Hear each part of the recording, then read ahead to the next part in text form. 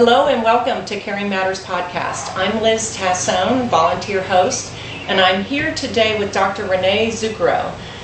Dr. Renee is a psychologist who teaches, she's an associate professor at Xavier University in Cincinnati, and she teaches psychology and has a specialty in working with older adults and does a few of her classes specifically with the older adult theme.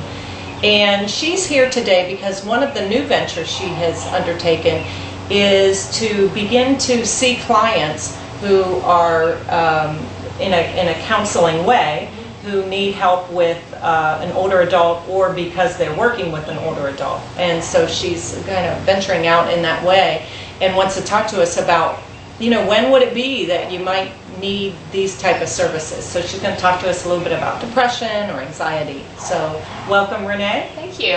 And first, talk to us about depression and caregivers or older adults, what people need to look for. Well, I think oftentimes what happens is we talk about caregiver stress, and we know that caregiving is a very stressful experience for the caregiver, no matter what kind of person they're providing care for. Whether it be someone who has dementia, whether it's someone who has a physical illness, it may be a person who has both of those, because we know there's a lot of health issues that come up with older adults. And so as a result of that stress, over time, I think sometimes people can wind up being depressed. And in many cases quite isolated, which increases that depression. So I think it's important for people to know that sometimes counseling or psychotherapy may be appropriate. The question is, when is that? Yeah. And when do you know when it's time to get more professional help? Because there's some things that you might talk to a friend about, you might go to a support group and bring up, but there's some kind of tipping point where you may need some professional intervention, and you're going to let us know when you think that might be appropriate. Right. Absolutely. So I think the first step obviously is garnering support from your friends, the social network that you have in place.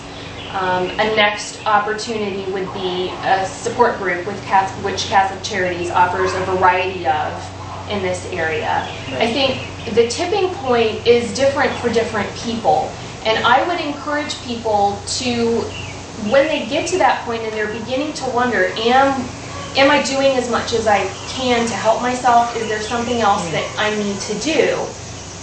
Then they need to seek help. I think sometimes people never get to that point. They don't have an understanding that maybe they've gotten to a place where they're unable to help themselves and the people around them aren't able to sufficiently help them.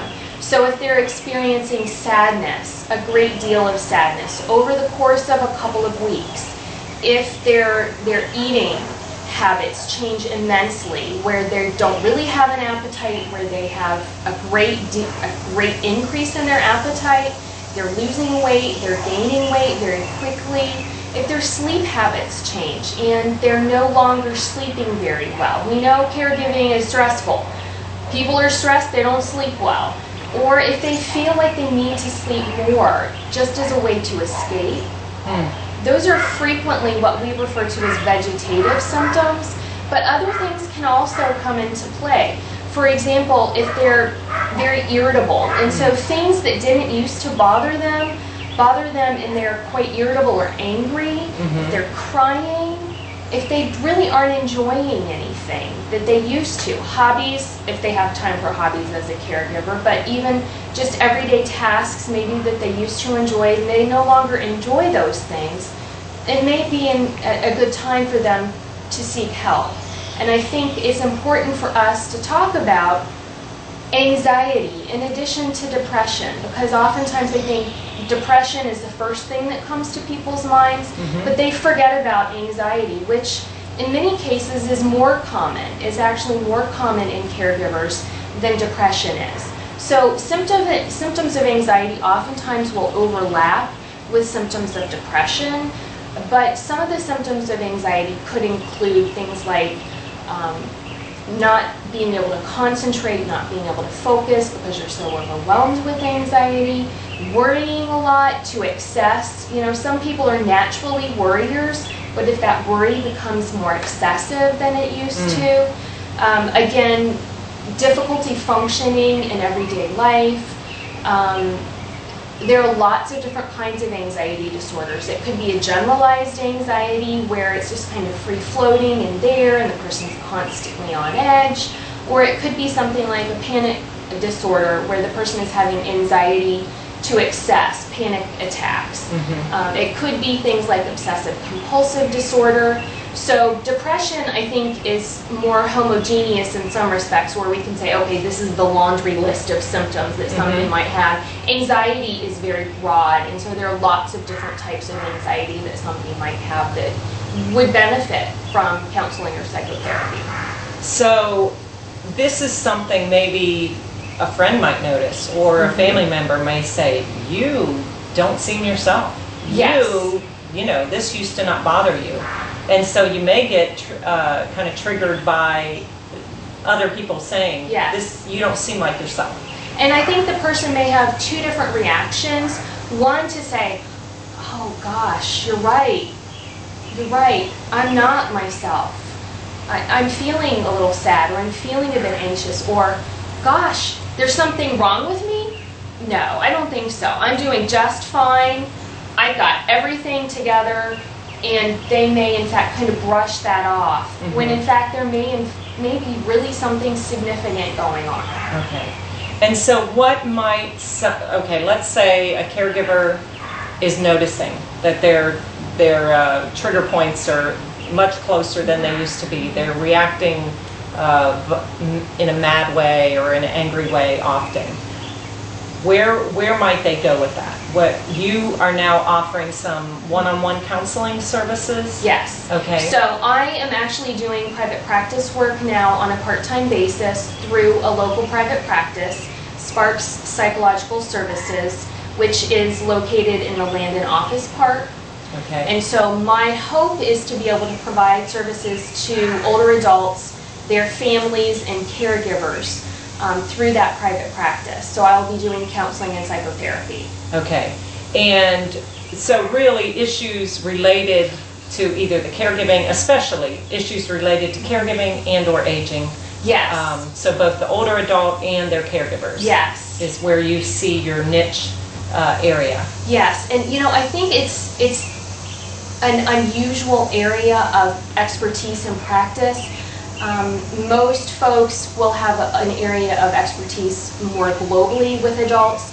My training is specifically geared toward that, and the courses that I teach at the graduate level are focused on that. So I'm constantly updating my expertise in this area by virtue of the fact that I'm teaching about it. Not many people have that area of expertise. Right, right. Well, that, I think it's a wonderful service that the Cincinnati area will have available to them now. Why don't you give us the phone number of where people can call, and Margaret will also list it on our podcast at the top, and with your name and phone number as well. So give us that phone number in the Cincinnati area. It's area code 513-297-3455, and the website is sparkspsychservices.com, or if they Google Sparks Psychological Services, it will come up. Okay, very good. Well, that's, I really appreciate all this information about both depression and anxiety in both older adults and or their caregivers. I think maybe there'll be some people who can really relate to what you said and see that in themselves, and now maybe able to make that first step, which is calling for help, which is one of the hardest things. It's one of the most difficult things to do. Yeah. I think gathering the resources psychologically to be able to make that call, it's very difficult. Yeah. And being able to accept that maybe I'm not able to do things on my own is hard for people to accept, especially when they're caregivers and they do so much for other people. Right. But maybe they're in a place where they need help from someone else, and I think it's hard to be able to make that transition. Right, right, because they're usually the helpers. They're not used to asking for help. Exactly. But I've often thought that the biggest sign of strength is when you know when to ask for help, and that should be, you know, we should recognize that as a place to aspire to.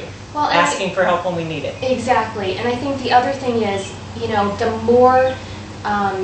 more able they are to gather those internal resources to really pull the strength out of themselves, the better a caregiver they're going to be. So I think by seeking help, it's a sign of strength, and hopefully will help bolster their strength even more so that they're able to provide the best care they can for the person that they're providing care for. Right. Very good. Well, I think it's a wonderful service that we're lucky to have it in the Cincinnati area, so thank you for that. I also want to point out our sponsors on this page. They're listed below, and if you click on them, you can go right to their website, so please check them out as well. I want to thank Drs. Renee Zuccharo for being here and for the services she offers in this area. We're really grateful for. I'm Liz Tassone, and always remember that caring matters.